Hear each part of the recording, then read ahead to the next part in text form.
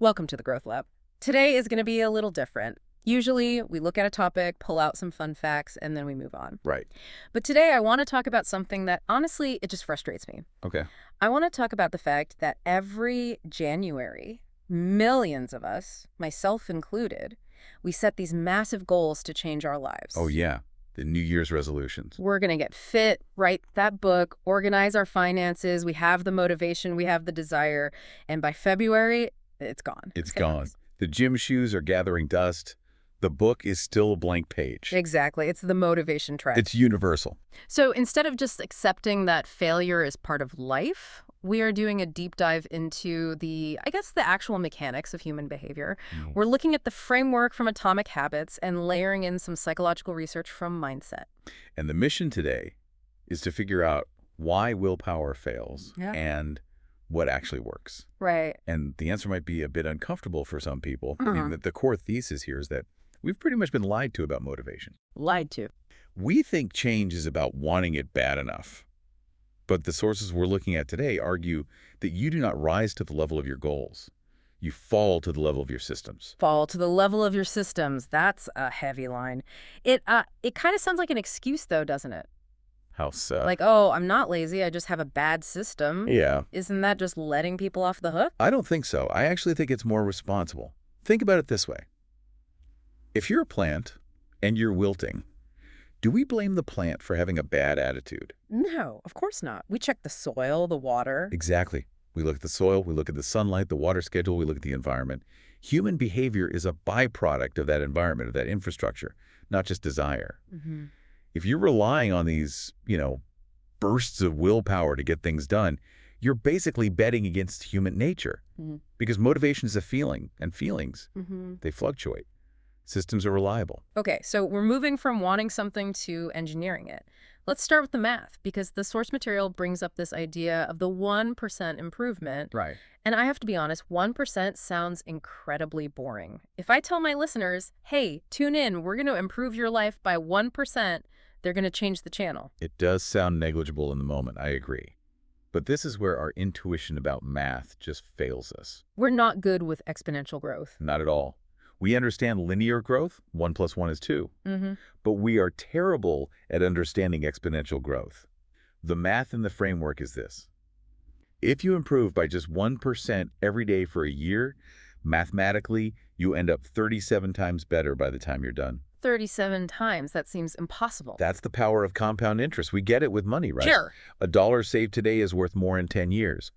But it applies to habits, too. Knowledge compounds, health compounds, relationships compound. But here's the kicker.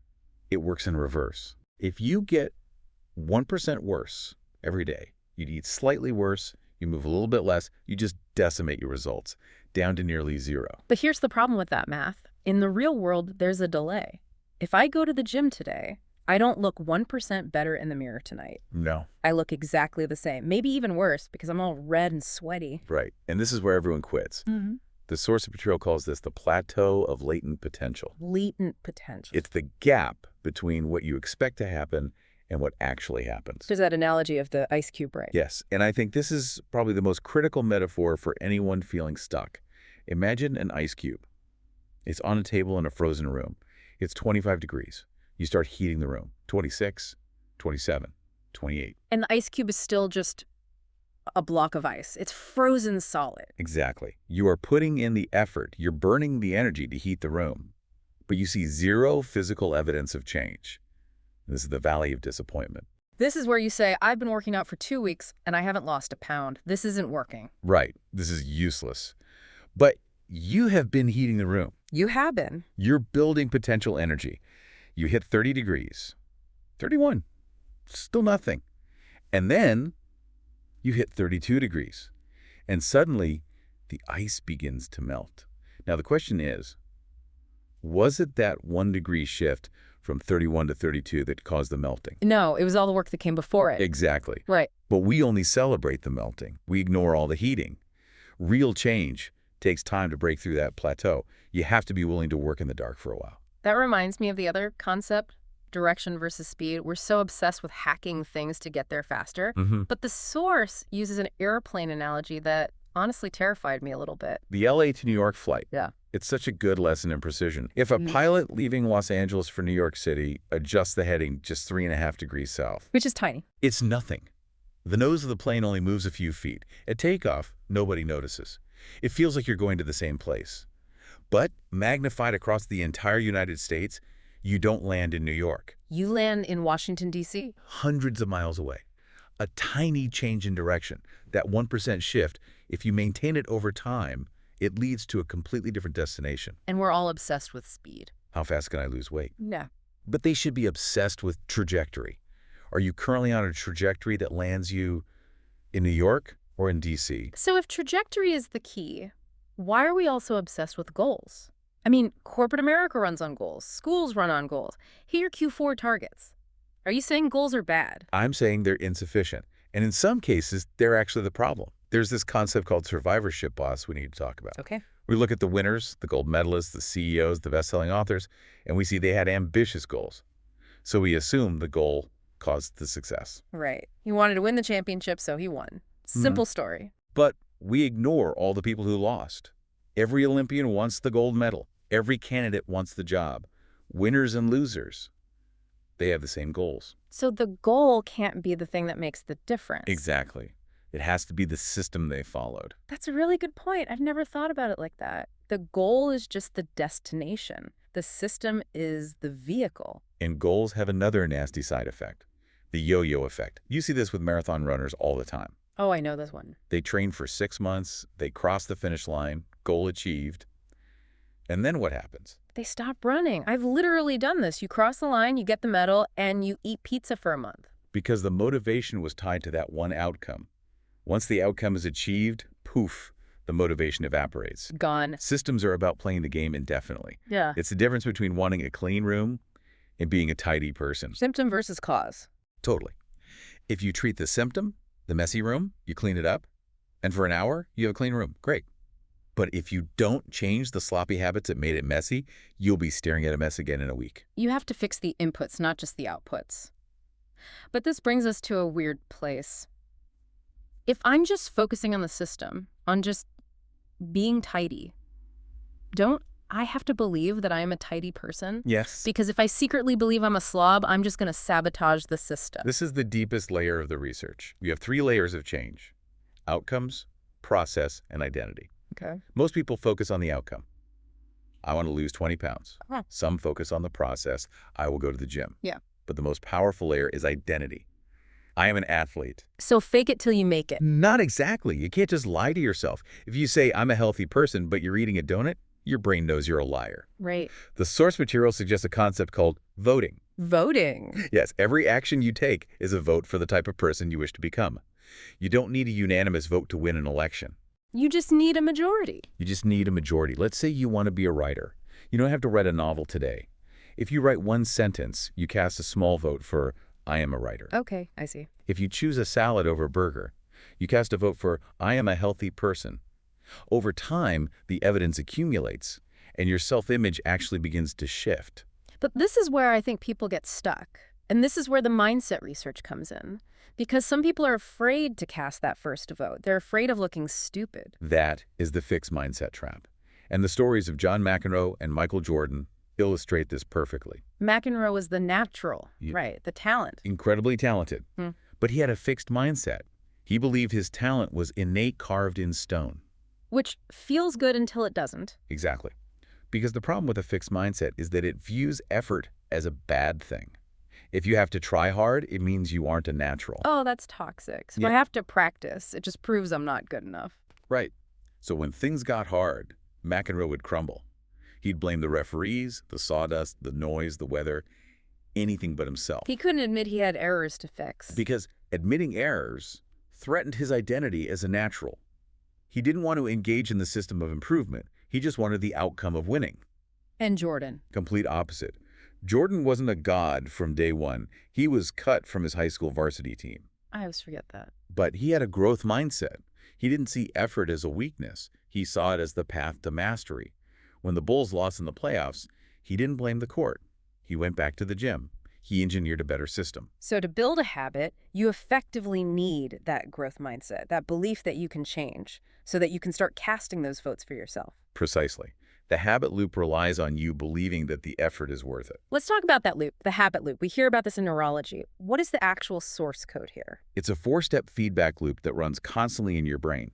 Cue, craving, response, and reward. Okay, let's use a real example. Yeah. Not a phone buzzing. Let's do something harder, like stress eating. It's 3 p.m., I'm at work, I'm tired, and I wander into the kitchen for a cookie.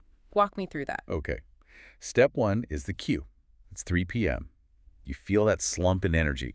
Maybe you just hit a hard task in your email. That's the trigger for the brain. Okay.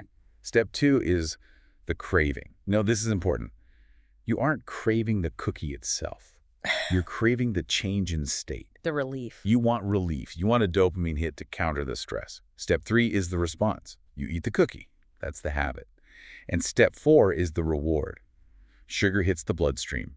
You feel a momentary relief from the stress. And my brain says, hey, that worked. Let's do it again tomorrow. Exactly. The brain tags that loop. Stress at 3 p.m. Eat Oh. cookie. It becomes automated. The brain wants to conserve energy, so it hands this off to the unconscious mind. You don't even decide to eat the cookie anymore. You just find yourself wiping crumbs off your shirt That's terrifying. We're just running scripts. until we become aware of them. The Japanese railway system has this fascinating method called pointing and calling. I've seen this. The conductors are pointing at things and yelling. It looks silly, but it's a safety mechanism. Before the train moves, the conductor points at the signal and yells, "Signal is green." He points at the speedometer and yells the speed. He's making it conscious. He is taking an unconscious habit and forcing it into the conscious mind. It reduces errors by something like 85%. So we need to point and call our own lives, like, I am now about to eat this cookie because I am stressed. It breaks the autopilot. Awareness is the first step. Once you see the loop, you can hack it using the 4 laws of behavior change. Okay, let's get practical. I want to build a good habit. Let's say I want to read more books. How do I use these laws? Law number 1 is make it obvious. This one addresses the cue. Most people, they just rely on remembering to read. That fails. You need to design your environment. So don't trust my brain. Trust the room. Exactly. If you want to read, take the book and put it on your pillow every morning. You literally can't go to bed without moving it. You're making the cue impossible to miss. Right. If you want to play guitar, don't leave it in the case in the closet. Put it on a stand in the middle of the living room. Okay. Law number 2, make it attractive. This is all about the craving. We are dopamine-driven creatures. We can use a strategy called temptation bundling. Which is, You pair an action you need to do with an action you want to do. I can only watch my trashy reality TV show while I'm on the treadmill. Exactly. You're bundling the craving for the entertainment with the exercise. The treadmill just becomes the vehicle for the reward. Law number 3, make it easy. This addresses the response. And this is where I have a bone to pick with the source material, with the 2-minute rule. It's one of the most effective tools in the whole framework. Okay, but hear me out. The rule is scale any new habit down to 2 minutes. So if I want to run a marathon, my habit should be put on my running shoes. If I want to read, it's read 1 page. But come on, reading 1 page feels pointless. It feels like a trick. It is a trick, but it's a necessary one. The goal isn't to read 1 page. The goal is to master the art of showing up. A habit has to be established before it can be improved. You can't optimize a habit that doesn't exist. That's a good point. If you try to run 5 miles on day 1, you might do it, but you'll probably quit by day 3. But if you just put on your shoes every day for a week, you're casting that vote. I am a runner. So you're standardizing the behavior before you optimize the output? Correct. You're reinforcing the neural pathway. Once showing up is automatic, then you can expand to 2 pages, then 10, then a chapter. But you have to start with the path of least resistance. Okay, I can see that. Lowering the barrier to entry. Finally, law number 4, make it satisfying. This addresses the reward. And this is the tricky part because of what you could call an evolutionary mismatch. What do you mean? Bad habits, smoking, junk food, procrastination, they have immediate rewards. You feel good now. The bad stuff happens way later. Good habits, saving money, working out, they have immediate costs. You feel the pain now. The good stuff happens later. And the brain is wired for the now. It will always prioritize the now. Yeah. So we have to trick it. You have to add a small measure of immediate pleasure to the habits that pay off in the long run. Like what? A simple one is a habit tracker. putting a big red X on a calendar. It sounds kind of childish, but it is really satisfying to cross things off a list. It is. It closes the loop. It gives you a visual signal that you won the day. Now, briefly, what about the inverse? What if I have a bad habit I want to kill? You just invert the laws. Okay. Instead of making it obvious, make it invisible. Hide the junk food. Delete the social media app from your phone. Instead of attractive, make it unattractive.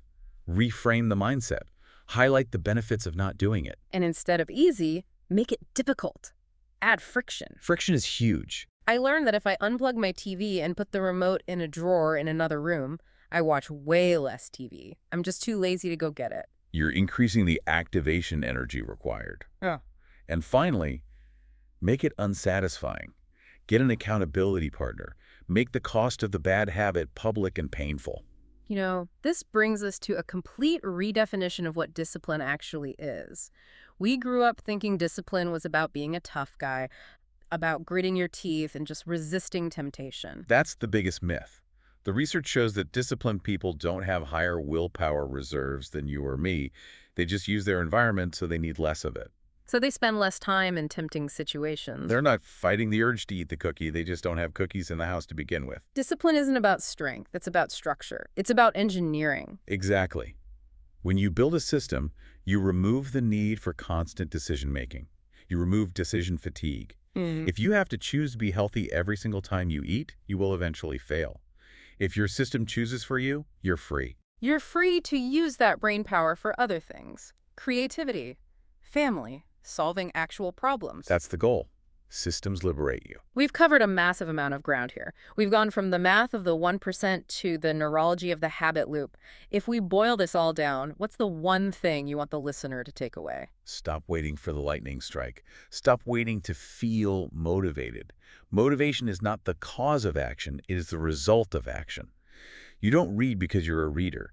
You become a reader because you read. It's the direction, not the speed. And it's the identity, not the outcome. Yeah. I want the listener to look at their life right now, their bank account, their waistline, their messy desk, and realize these are not character flaws.